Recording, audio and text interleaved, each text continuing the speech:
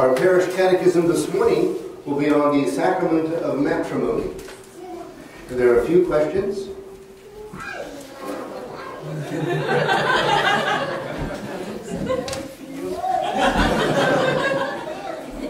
There's even one from the president.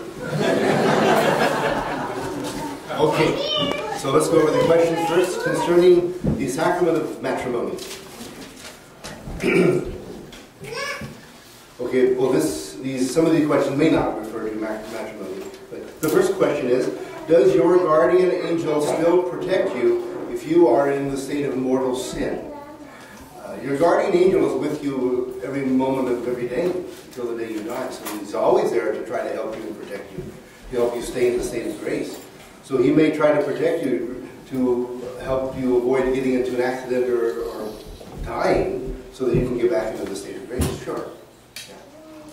But be sure that you listen to his advice. Next question. Let's see. Okay. Regarding dispensations, if there is a mileage or time rule for getting to Mass, or is it always best to always get a dispensation from a priest when a person knows beforehand that he will not be able to go to Mass on a given Sunday or Holy Day? Well, there is a general rule with regard to a distance going to Mass and time that it takes to get there. And the rule is, if it takes an hour or more each way to get to Mass, whether by walking or driving, then there's no obligation of the church. So there'll be no strict obligation. But you can still go. If it takes you 2 hours, I know people who will go to Mass twice a month or even every Sunday, even though it's 2 hours each way. So it doesn't mean you can't go, but you are not required by church law to go if it's an hour or more each way. If the time, and then there are other circumstances that can affect that. If there's icy roads or bad weather conditions, or a person's in a state of serious poverty, it's too expensive to go every Sunday, then those would be other grounds for a dispensation of not being required that day, because they could be excused. But certainly if the weather is very bad and icy and snowy, if there's a danger on the road, then probably the obligation is not to go on the road to endanger your life. It happened a couple of Christmas before last, almost 3 or 4 Sundays in a row on Christmas, all the ice and snow we had here in Portland. So some Sundays or holidays we only had 15 people.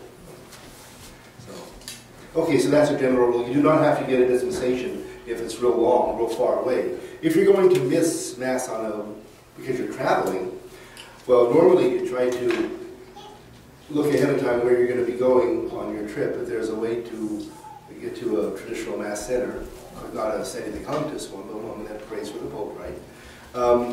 And it's not too inconvenient, then try to arrange it if you can.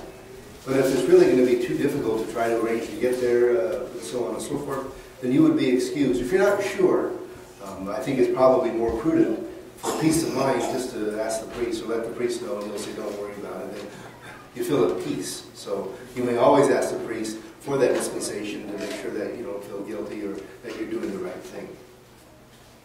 Okay, another question here. Is it a sin to kill someone? Okay. To kill a person unjustly is always a mortal sin. Right? Unjust killing is called murder.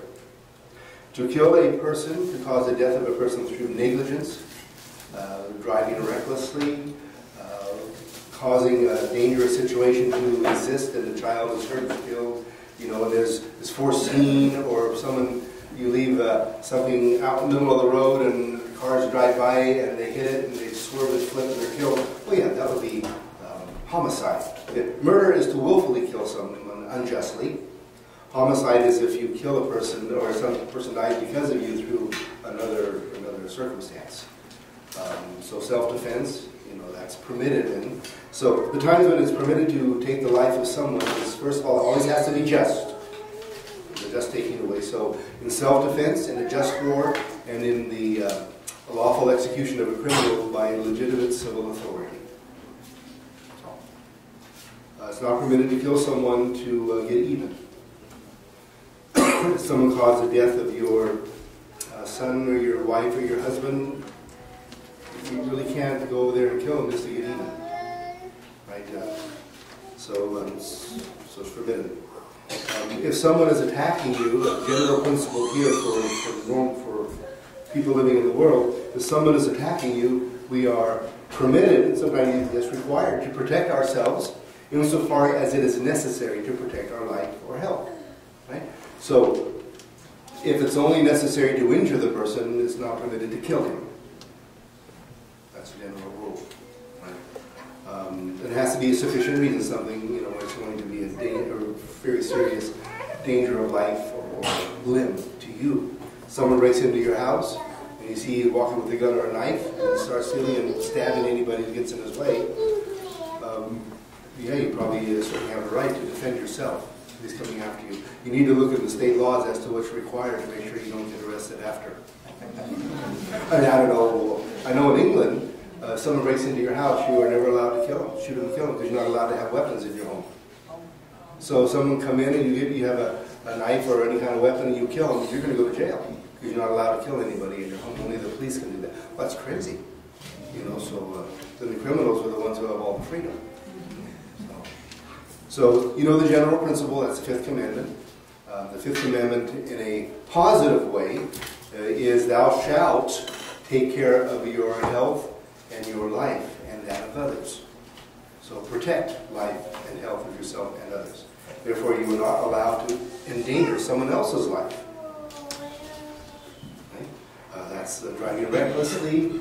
And then it also has a spiritual application, which is thou shalt not kill the soul of someone else by leading him or her into mortal sin.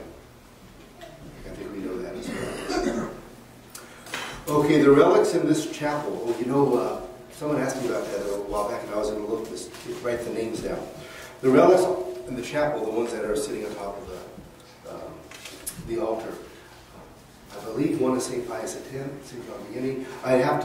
Some of these will remind me when I have the time to go up there and write it down. I just don't remember right now. I can maybe ask one of the sacristans to do it as well. It'd be nice to know which saints there are, which relics are there. As far as the relics of the saints or martyrs in the altar stone, I don't know.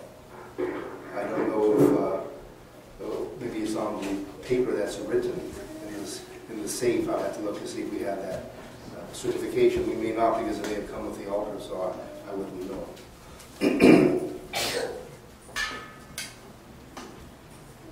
Okay, one of our parishioners, Catherine, raise your hand. Catherine? Yeah. Okay, Catherine would like to find a place soon to live where she feels a lot safer than in the area where she lives right now. If anyone can help her find a place, please get in touch with her after our catechism class this morning. Okay, so those weren't really about matrimony, except this one about, is it a sin to kill someone? No, I don't think so.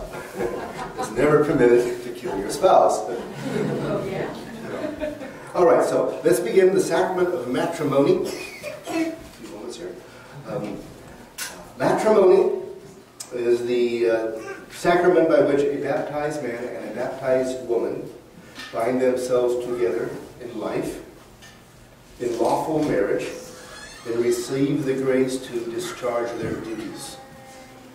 You notice then, baptized man, baptized woman. So if one is not baptized, it is not a sacrament. Before Christ elevated marriage to the level of a sacrament, I believe that was at the marriage of Cana,